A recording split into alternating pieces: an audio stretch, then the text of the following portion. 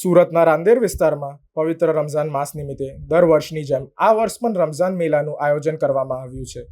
આ મેળામાં સ્પેશિયલ કુલ્ફી, પરાઠા, આલુપુરી અને ખાવસા જેવી વાનગીઓનો સ્વાદ મેળવવા માટે નવસારી, વાપી, વલસાડ અને મુંબઈ સહિતના શહેરોમાંથી લોકો મોટી સંખ્યામાં આવી રહ્યા છે.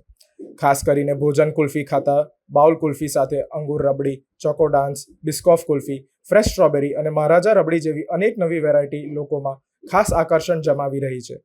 દર વર્ષની જેમ આ વર્ષે પણ રમઝાન મેળામાં લોકોની ભારે ભીડ જોવા મળી રહી છે. ભોજન કુલ્ફી 1965 થી દુકાન છે આપણી. આ થર્ડ પેઢી છે તે દુકાન ચલાવે છે. મારા પપ્પા હતા, તેના ઘરમાં દાદા હતા, દુકાન ચલાવતા હતા.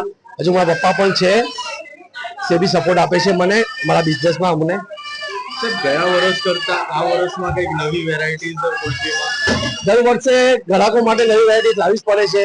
આ વર્ષે અમે લોકો ફ્રેશ સ્ટ્રોબેરી લાવ્યા છે અને મહારાજા રબડી લાવ્યા છે.